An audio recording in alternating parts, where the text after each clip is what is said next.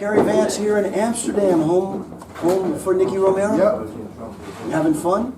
I mean, I'm having fun all the time. It's 80. It's a very, we always say that it's that time of year again, you know? Now, I know that DJs need sleep, Yeah. especially during ADE. I think I saw a photo last night of you laying in bed with Oliver Heldens at some event. Yeah. That was at Sirius, I think. Yeah, we had good fun. It was an interview with Sirius, and I saw him, and it was like a setup built in a hotel room. And I was like, okay, we need to take a picture on the bed. That's amazing. Like, it was literally a radio studio in a hotel room. So I thought it was fun. Nah, it's great when people can get creative. But then after that, you were out DJing last night with Fetty, and did you do a couple of... Yeah, I did Summer James, Ray Marciano. I went to Fetty's party. I might stop by Armin's tonight. I tried to visit Hartwell's party last night, but it was impossible. It was too far out from the city. So no, by the time we got there, he already stopped playing. But we tried to see as much as we can.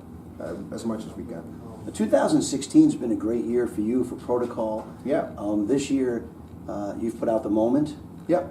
And that was a successful song for you. Yeah, it was a good song for us. It was kind of, I tried to I don't want to say satisfy, but I wanted to give the fans something back after Legacy, and I wanted to make it sound a little bit similar to Legacy, but then into 2016, in a 2016 way, sort of.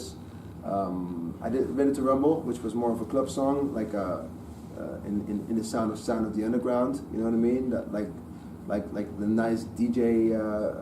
Like a nice DJ vibe to it, so you can play it. It's not taking too much attention in your set. What did Michael Buffer think? Well, that was the thing. We tried to ask him for the song, but we couldn't get him on the song in time, so we had to resample it. But I thought it was a great sample. And I lately read the article about him and how that sort of like escalated, like his voice saying that, because he was literally, I was reading something like he was watching TV with his son, and then he just did like this voice, and they kind of asked him to do it after somehow. I don't know. It was a cool story. Anyway, so no, we tried to have him on the song, but it was impossible, and hopefully you'll hear it sometime. Then you have Take Me. Yep. With the script. Yeah, so the script wrote the song, and it was initially a song meant to be a collaboration with them, but then their release schedule kind of changed, so we had to do it different. And we got to this great singer called Colton Avery. He's also working with the script, and he did an amazing job on the vocals. But yeah, it's written by the script, also the instruments and the ad-libs are the script singing. And it started out as I said that, much different from a normal song, because normally I would play keys, I would play instruments, and then a song would come together. But this one was totally different. We got like a demo played by a band, by their band, and then I stripped it totally, and I took new elements and I built a song around it. It was interesting. Now, if we move to this past week, a new single came out, Crossroads. Yeah. How did you like it? I like it a lot. Yeah. It's funny because when some of the folks at your label were talking to me about it, they said it's like a club banger. Yeah. But I hear it. I mean, the vocals are real strong. I mean, I hear it as something that could work for radio as well. Oh, really? Oh, that's cool to hear. Yeah, it was sort of a how do you say that? It was sort of a little bit of everything. So it could be a club song. If I play it out live, it works great for me. Then it might work on radio. I have no clue. I have literally no clue if it works on radio, but I think the vocals are really cool. And yeah, we try to get inspired by everything that's going on around DJ Snake, for example, with the vocal chops and everything. And I want to do a big shout out to the Navarro boys for sending me a demo of that song, because I changed a lot of things, but the original idea for a big part came from them, so that was really cool. Now you're working on some new music. Yep. Is there a sound that's going to be coming from you? See, this is the thing. I was hoping you could tell me. Well, no, I'm joking. I mean, you see, the music industry is changing so much that, and it's changing all the time, and it's kind of hard to find a sound, because by the time you found a sound, there's something new already. So I'm just trying to stick to making whatever I like to make. That means that sometimes it's going to be 120 BPM, like the song with Nile Rodgers. Sometimes I just might try out something at 96, maybe more like trap inspired. I've never tried it, but I might. I don't know. And I just want to make stuff that I can play out live, because that's the most important thing. I have to be able to play it out live. If I can't play it out live, it's going to be so hard to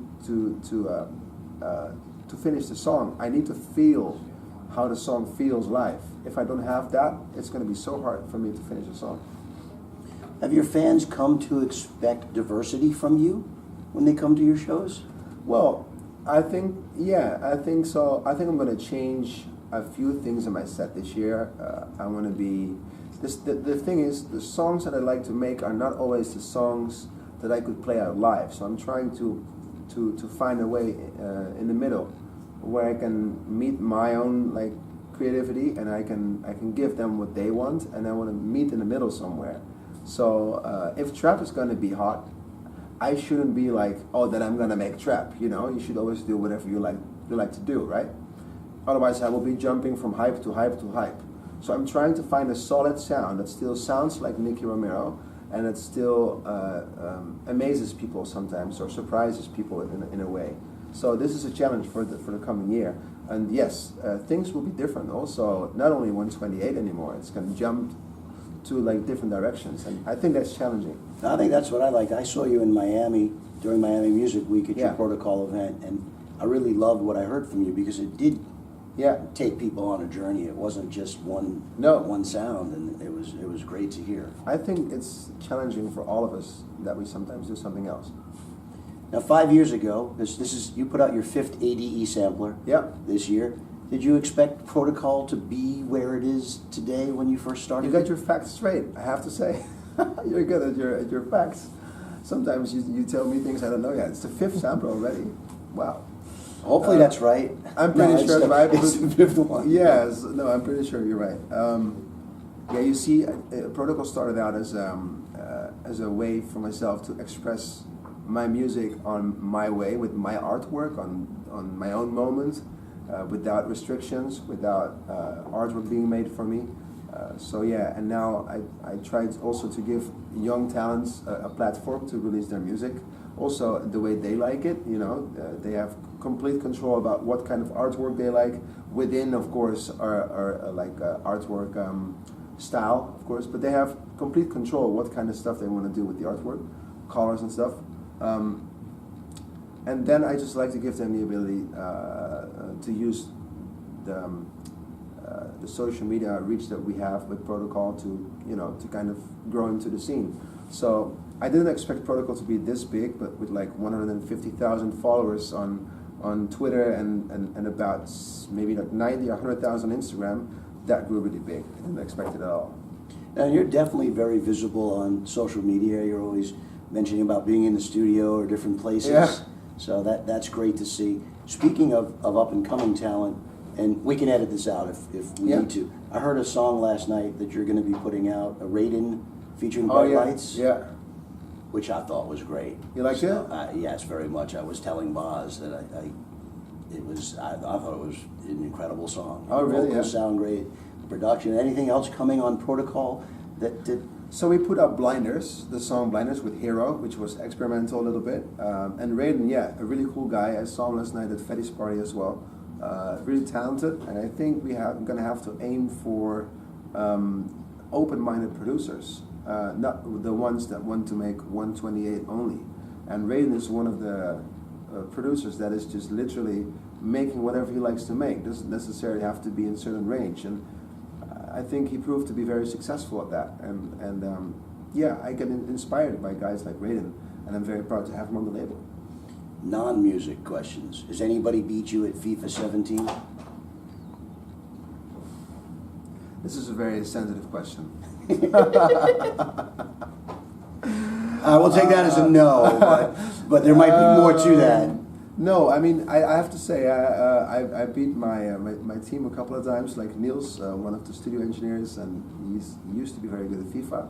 So I'm proud of that, but I haven't played the real big guys yet. So I'm pretty sure someone might beat me, but not yet so far. All right. So we're still going strong. Speaking of battles and stuff, so in a 200-meter race, because your girlfriend finished second? Yeah.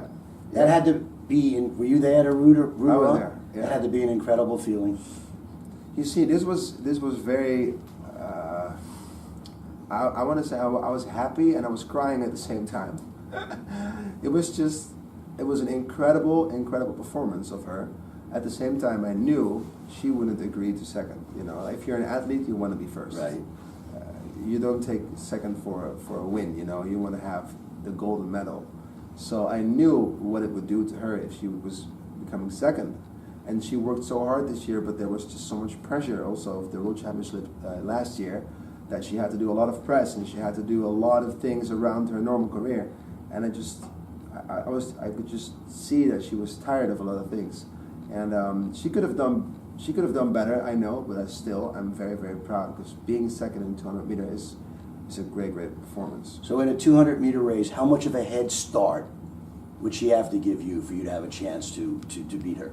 You see, I tried once, but I knew that if I would run at my top speed, it would be like 60% for her. So I don't know, man. If I think I have to start halfway, and then I would make a chance. So you're not working, you're not in the studio, she's not training, she's not out at a race. What are you guys doing for fun? She was there in the Melkweg, yes, 2 days ago at her protocol show. She's just taking it easy, relaxing a little bit, and also spending time with her family. That's important for her because there's another big year coming with the World Championship. And then if we're together, we're taking pictures, we're playing games, we're doing very normal stuff, watching series, especially brainless series, like ones that you don't have to think of anything. Yeah, that's definitely what we do. Well, I thank you for spending a few moments with us today, and we wish you continued success in 2016-17. Look forward to hearing the new song. I think you're going to come with one in December. Yeah, I'm pretty sure. And we're looking forward to it, and we thank you so much. Thank you very much. Thanks.